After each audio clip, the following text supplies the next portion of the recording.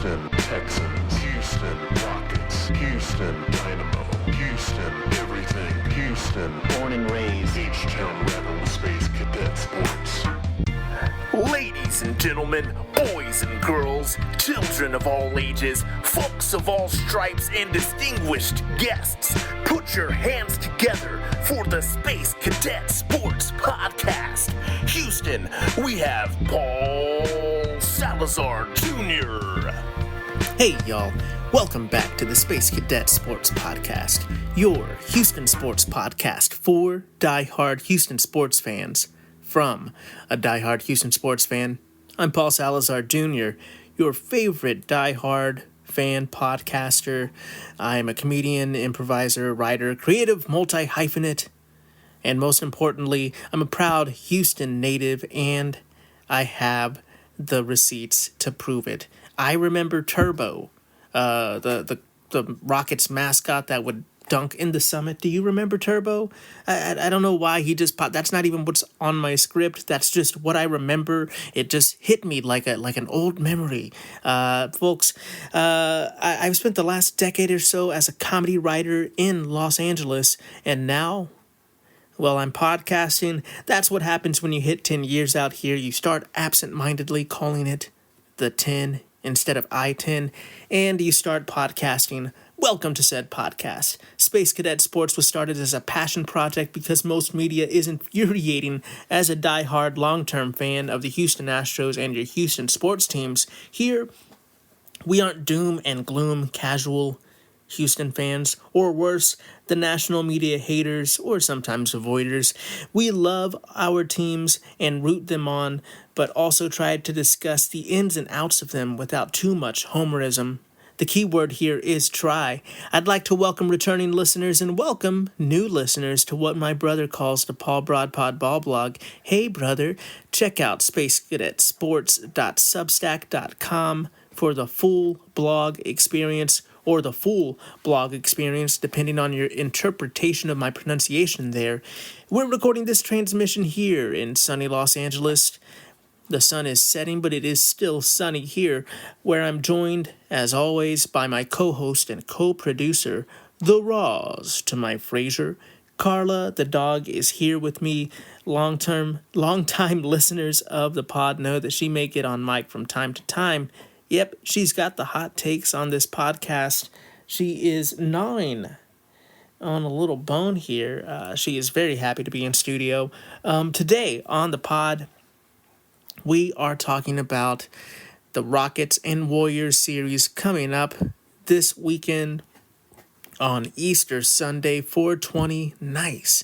And we also are going to talk about the Astros and what happened to them against the Cardinals, and looking ahead, trying to look up and trying to look ahead for the series preview of the Astros versus the Padres. Is it time?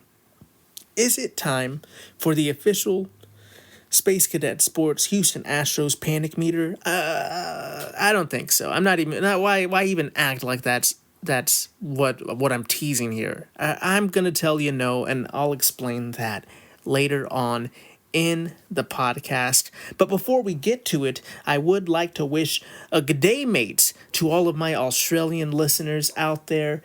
We have neighborhood dogs barking in the background. Carla's being good. I thought for sure she was going to go off here. I got nervous. I got nervous she was going to go crazy, and I shouldn't have. But today we're going to talk.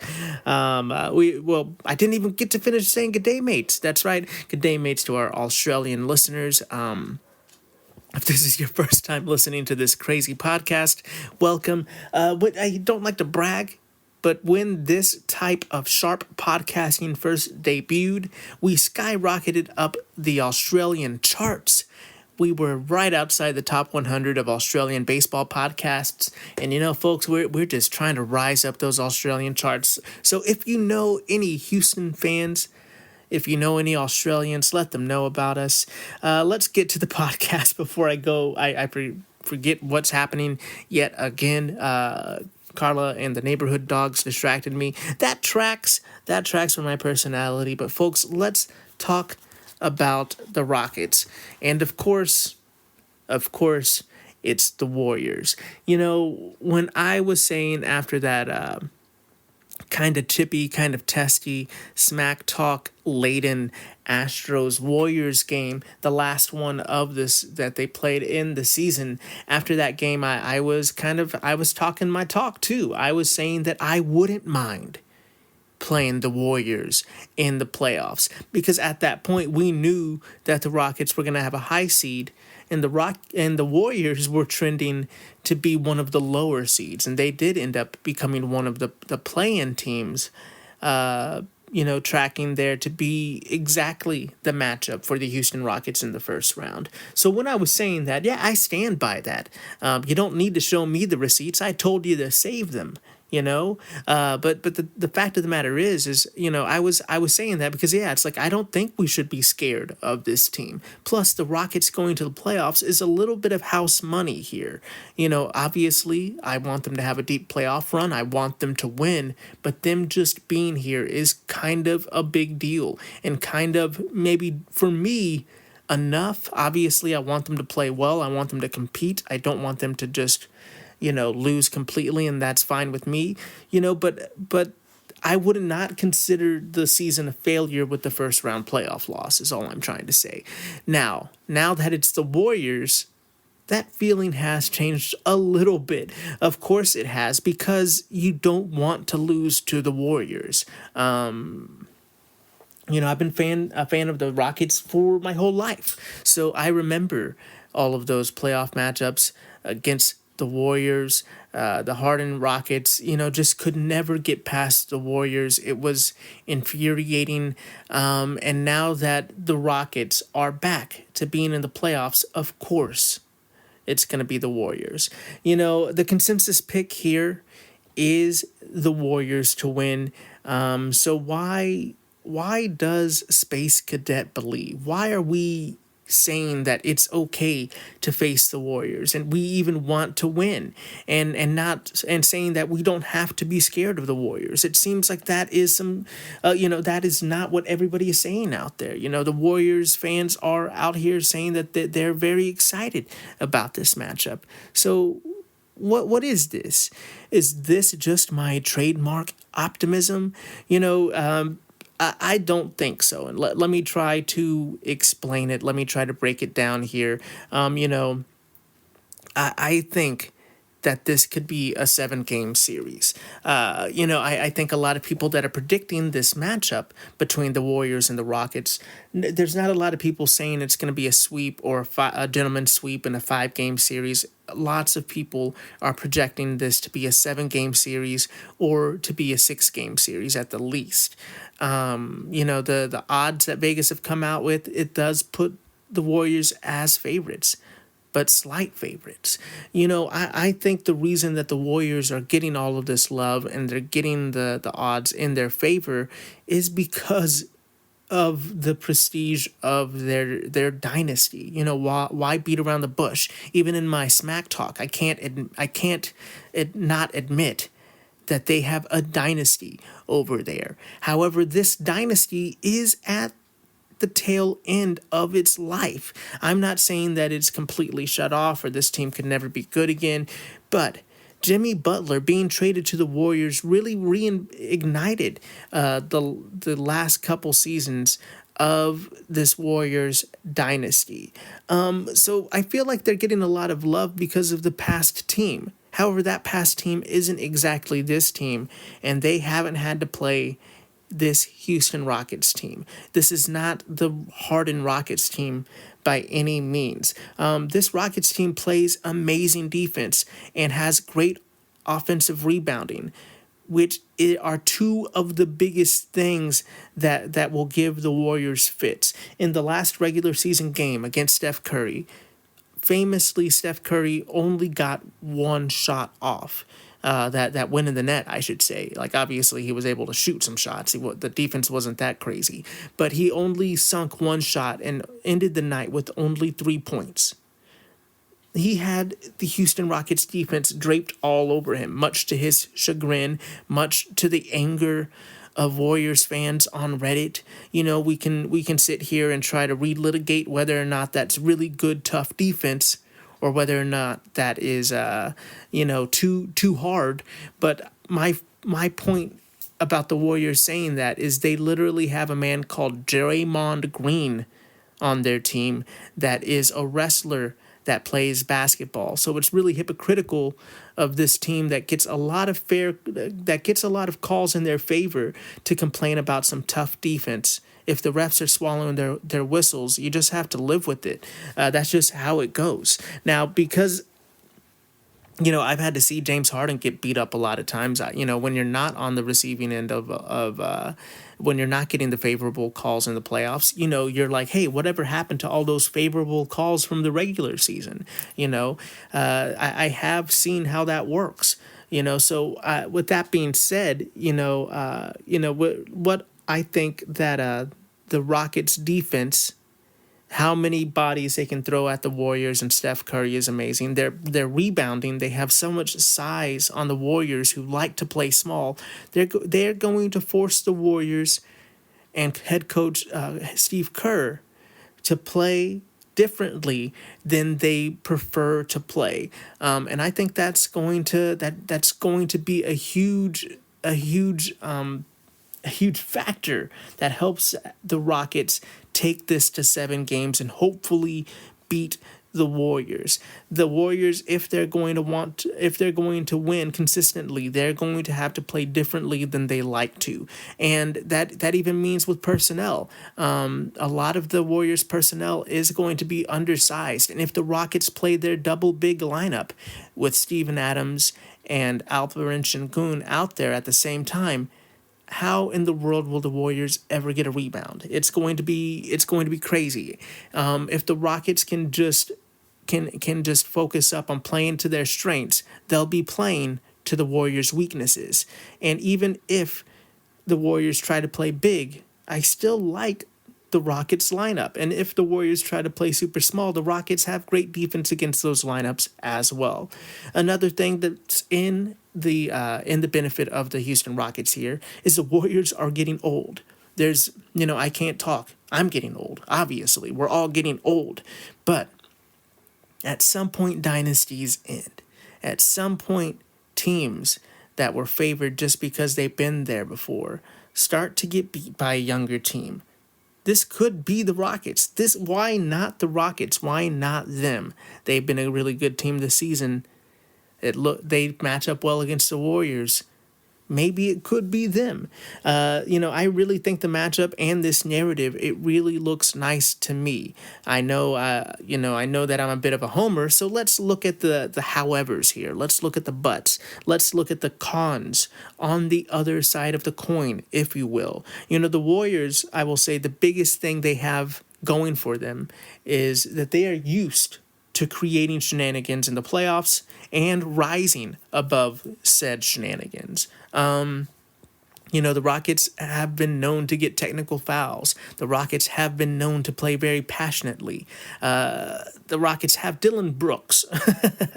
The Rockets can get into technical foul trouble. They can get incited by drama. They also have Steven Adams.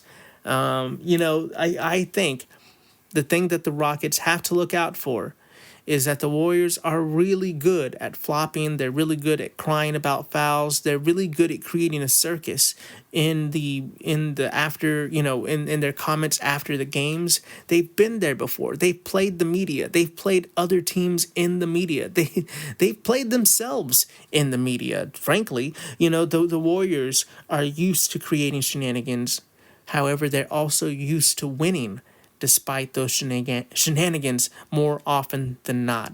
And the Rockets, this is their first trip to the playoffs in quite some time. The moment can get big for them. I can see that for this young team, the moment just being really big, and the Warriors have just been there, done that, and they can, kind of relish in the shenanigans sometimes. So that is definitely a huge factor in favor of the Warriors. Another thing is that the Rockets will play physical in this series. There's no doubt about it. The Rockets play physical. It is one of their trademarks. However, playing physical in a playoff game will force the officials to play a huge part of this series, because essentially what the Rockets did in that Steph Curry game and why the Warriors and Warriors fans were complaining so much about it is the Rockets are just like kind of like a kid. They're trying to find that line of playing too physical. What is hard defense to this referee crew, to this officiating crew, and what is a foul? And we are going to play right up to that line where it's a foul. And that's kind of what the Rockets are doing here for Steph. They're hanging on him. They're draped on him. I don't say that disparagingly. I don't mean that in like they're hanging on him. You got to get them all. Look at how they're hanging on. Like a lot of people are complaining like they're hanging on him. Whereas a lot of people can do that against other players, and it's completely fine. Tough defense. I'm just saying that they will try to see what they can get away with from the officiating crew in the playoffs. However, that can play against them because it will make the refs a huge part of the series. What's a foul, what isn't. And if that's inconsistent from half to half, that can be tough. Reminds you a little bit of the national championship game against the Cougars where officiating changes and it changes the way you have to play. I also think another big part of that is the NBA would probably like to have a Lakers-Warriors series coming up, because that would mean that either LeBron or Steph goes to the Western Conference Finals. So if I am the NBA, I probably would be saying give the Warriors favorable calls here. So if the Rockets are playing a game that demands the officials either call the game one way or the other, it could almost always be against the Rockets if they're not careful, and could lead to them getting a little passionate about the officiating. That could be a tough one for them. The Rockets have so many weapons, folks. Let's kind of look at the series kind of projection here for me. Obviously, I'm bullish on the Rockets. I'm saying it's going to be seven games. I do think it's going to be a 7-game series. But at the end of the day, I think the Rockets have so many weapons. They have so many guys that can just play amazing defense against this Warriors team. I think that this is the end of the line for the Warriors this season. I'm saying the Rockets in 7. The Warriors don't seem to have weapons as much as they have complementary pieces around Butler and Curry. If the Rockets can severely limit Curry in this series, like I know that defense can, they're going to do great. All we'll have to do is depend on that offense. We need Green, Şengün, and Fred VanVleet to really find these buckets. And I believe they can. I believe they'll figure it out. I believe in this team figuring it out in this series and playing a tough series and surprising people in 7. Rockets in 7. Vamos, vamos, Rockets. We're going to take a quick break. We'll be right back. Houston Astros, Houston Texans, Houston Rockets, Houston Dynamo, Houston everything, Houston born and raised, H-Town Rebel Space Cadet Sports. Welcome back to this transmission, Space Cadets. Let's talk some Houston Astros. We got to be positive in the A block, so let's get to a little bit of the negative in the B block here. The Houston Astros have lost the series against the St. Louis Cardinals 2-1. Another tough series for the Astros in April in the books. The first game of the series, the Astros lost 3-8 in a rough Fromber game where Sonny Gray dealt. Really, that game felt pretty miserable. That 3-8 score. 3 of those runs weren't scored until the 9th inning off of some late offense from Jeremy Pena on a 3-run homer. That game was a tough way to start the series. The Cardinals just seemed so patient. They were really, it looked, we really don't know, but for a second there I even thought maybe Fromber was tipping pitches or something. But it just seemed like maybe he was having struggles with his balls rising to hittable areas in the strike zone as opposed to where he was trying to place them. That was a game, a tough way to start the series. And in the second game of the series, the Houston Astros won. That was 2-0, and that was a scripted pitching performance from manager Joe Espada. I'm sure we had Diesel out there, Hunter Brown, go 6 innings of amazing baseball. He really, amazing isn't even great. He did battle in that game. I should say amazing isn't the perfect descriptor, because he did have to battle in the game a bit.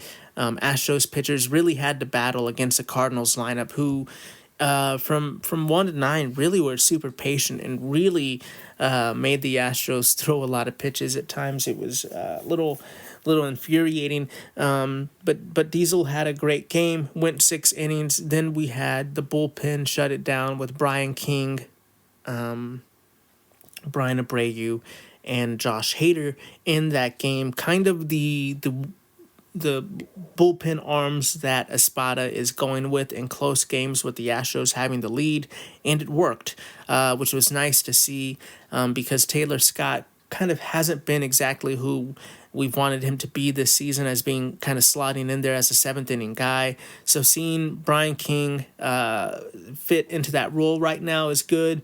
Okert is also looking like he could pick up some 7th inning work as well. And if Taylor Scott keeps working it, he would be the right arm in that situation. Besides Abreu having a right arm to mix into that late inning rotation would be nice as well. So it's not all is lost for Taylor Scott, but for now, it's good to see Brian King slot in there. In the third game of the series, the Astros lost. So that's that was a huge bummer for your boy. That was yesterday with the Ronald Blanco really struggling in that game, losing 4-1. The offense was 0 for 5 with runners in scoring position. Just once again, the offense struggling with runners in scoring position in the beginning of the season, like the Astros have been known to do. But even with the complete, almost, with some new talent in the lineup, with some guys that have been in the lineup for quite some time leaving and hilariously finding success elsewhere, for whatever reason, the Astros have just always struggled in March and April with their offense, with runners in scoring position, and it continues here in yesterday's game. In all 3 of these games, to be honest, that one game where we scored 3 runs as a high total for us, for the Astros got that in the 9th inning. So a bit of a struggle series for our offense. So, as I said earlier, is it time to panic? Are the Astros no good? Should we be worried? Well, of course, I'm going to hit you with the calmate, because no, I do not think it is time to worry. I do not think that we need to stress. If you look back at the Houston Astros during their golden era, in the last decade or so, where the Astros have been fantastic, truly, have been spoiling you with great baseball. The Houston Astros, when you get to them in April, when they've played this many games, when they've played 18 games, their best record has been at 500, at 9-9. The Astros have never been above 500 at this point during this golden era, I should say. Obviously, they have been above 500 in the history of their team. I'm not trying to be too melodramatic here. I'm just saying that the Astros, in their current iteration of existence, struggles in this point of the season. But by the end of the season, everybody's just saying, well, the Astros are going to be the Astros. They always figure it out. So I'm not saying book it. The Astros are going straight to the playoffs. I can tell it. I can smell it. But what I'm saying is calmate, okay? We don't need to panic this early. I think this team still is good, but the heart of this offense is absolutely breaking my heart. The season is still young. The heart of this offense has Yordan Alvarez and Christian Walker, and those big fellas are struggling, but they also really want to figure it out, and I'm betting that both of them figure it out because they're both fantastic baseball players. I think they just need to make some adjustments. Isaac Paredes has had some struggles here and there. I think he'll figure it out. Yainer Diaz, definitely. I've said there's times that I'm worried about him because he does look a little lost at the plate. But he hit a grand slam. The guy has had some success. I think we just need to let them figure it out and hope that it doesn't cost them too many losses. Because this season, the AL West is going to be tighter than we are used to it being. So obviously, we're hoping that they don't have to take too many L's while figuring it out. Let's go ahead and preview the San Diego series. The Padres are coming into town. They're going to Houston, to Daikin Park for a 3-game series. And folks, the Padres are hot and stingy. Their pitching has been looking good, and they have been a hot team here, leading the West. 15-4 is their record to the Astros 8-10 record.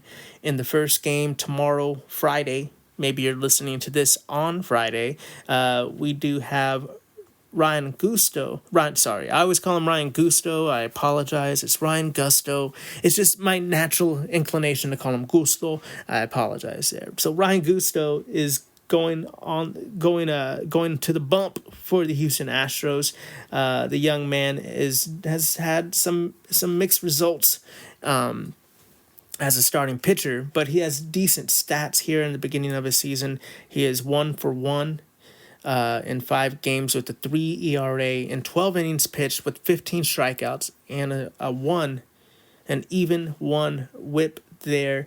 We're hoping the young man can get to 5 innings without too much damage. Truly, if Gusto can give us 5 innings of pitching without giving up more than 3 runs, I would consider that a success, and I think the team would consider that a success too. The Padres will, so that's kind of, I'm just saying, look for that to be a little bit of a bullpen game. We're hoping that he can make it 5 innings for sure. Kyle Hart, the 32-year-old left-hander for San Diego, will be pitching. He has had a rough season in 4 games. He has a 15.55 ERA in 11 innings. He has a good amount of strikeouts with 13 strikeouts in those innings. However, his WHIP is 3.09. For you young folks listening at home, WHIP is walks and hits per innings pitched. So if the Astros can get 3 walks and hits, per inning that Kyle Hart is out there, I'll take it. Hopefully that can lead to some runs. I don't know why. Actually, I apologize. That is his 2020 regular season stats. I don't know why this page I'm looking at has his 2020 regular season stats as the first thing up there, but that's my bad for not realizing that that's the wrong season. But still, that's bizarre that you look him up and they're like, well, this is what he pitched like in 2020. Okay, usually you'd give me career stats or his current season, but bad on me for not checking that out. This season, he has pitched 3 games. He's 2-1 with a 5.4 ERA, 11 innings pitched with 8 strikeouts and a 1.11 WHIP. I was going to say, this is different than the research that I've done, but these numbers are atrocious. But yeah, so his 2020 season was awful. 2025, he is struggling a bit still, but not quite as bad. However, when we look at his career, he's had pretty much a short career. You combine those 2 seasons, that's what his career has been. No joke. So Kyle Hart, at the age of 32, he's definitely been had some struggles as a starting pitcher in his career. However, as a left-handed pitcher, we're hoping the Astros can do some damage against him, because the Astros, I believe this will be like the 3rd left-handed pitcher the Astros will see this season. As a lineup of primarily right-handed pitchers, a lot of managers aren't throwing out a left-handed pitcher just willy-nilly against them. So hopefully the Astros can do some damage against this left-hander that has obviously seen some struggles in his career. In the next game, on Saturday's game, the Astros will be sending Hayden Wesneski up to pitch. Wesneski has been a bit of a strikeout machine for the Houston Astros this season. He has 21 strikeouts and 18 innings pitched. His ERA is at 4, and his WHIP is at .72, winning 1 game and losing one game. The hometown kid has been great as a back end of the rotation piece for the Astros early on, and is already, having some fans say that maybe this kid needs to be bumped up that rotation already, because he has been solid for us so far this year. The San Diego Padres will send out the 29-year-old right-hander Michael King. Michael King this season has been pitching amazingly, and he has a 2.42 ERA with 24 strikeouts in 22 and 1/3 inning pitched. He's 3-0 in 4 games with a 1.07 WHIP.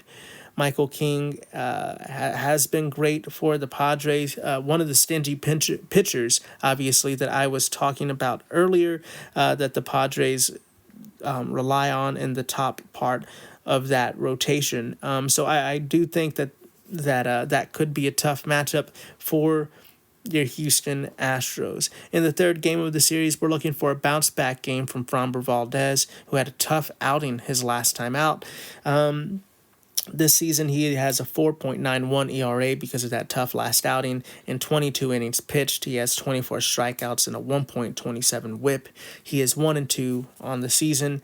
And the San Diego Padres will send up Dylan Cease to pitch, who has had mixed results this season. He has a very high ERA for some tough outings with a 6.64 ERA in 20 and 1/3 of an innings pitched, but he still is ceasing it out there with 24 strikeouts and a 1.52 WHIP. He's still Dylan Cease, just ran into some tough games. Hopefully the Astros can give him can make it another one of those tough games for Dylan Cease.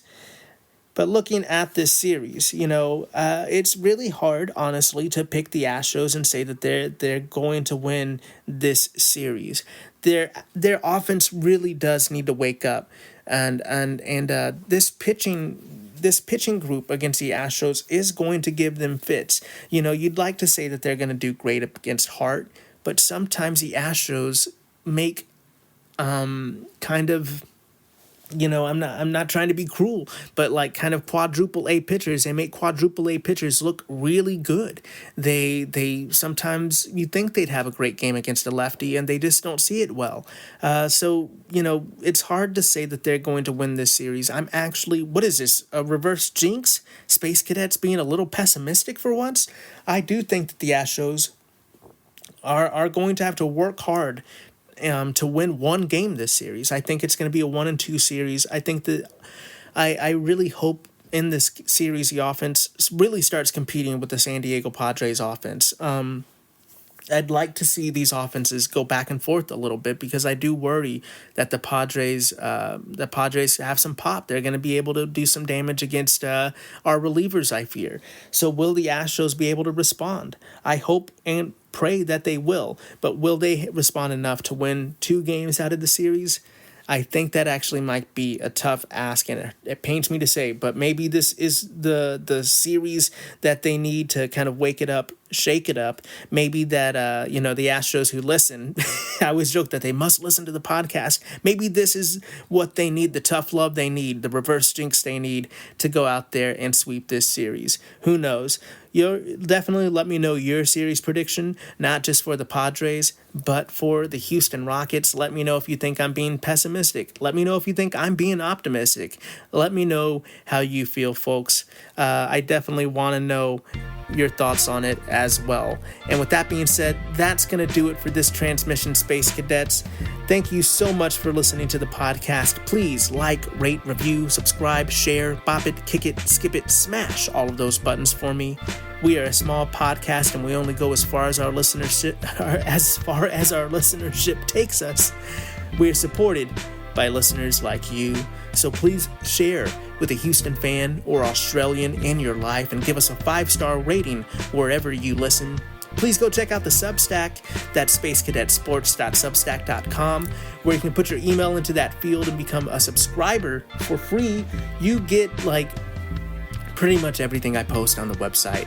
I don't like to put too much behind a paywall. Every now and then I will put something behind a paywall just to say thanks to the premium subscribers, but I truly like to share my love of Houston sports with everybody, so go check that out where you can be a free subscriber and get every post, every podcast, and meme dumped emailed you directly for nothing at all, unless of course you do want to be a premium subscriber and help pay the bills around here. We do appreciate that as well. Reach out on social media, let us know your takes at Space Cadet Sports on Instagram and Threads, at spacecadetsports.bsky.social on Blue Sky, or you could call in. Let us know your take. Leave us a voicemail on SpeakPipe, speakpipe.com/spacecadetsports, or of course just leave a comment on the Substack. Let us know your takes. I do want to know what you think of these two series. I hate to be negative about the Astros. I feel like I'm being realistic. I don't feel like I'm being negative. I wish that the offense had turned it around a bit where I could project them to win this series, but I just think it's going to be a bit of a competition, and they have not been able to meet some of that competitions when it comes to offense. Let me know what you think, folks. You could also, if you're like me and you like weird jokes, you can find me personally on social media making weird jokes, making weird memes, weird art, weird podcasts, and so much more at paulsalazarjr.bsky.social or at paulsalazarjr everywhere, or just paulsalazarjr.net, because I'm nothing but net. You can find my other Substack, all my other nonsense, if you're nasty. I have merch up there. You can find all kinds of merch on the Substack and on my website. Remember to be the best that you can be. Keep your head up, kid. And as always, vamos Houston.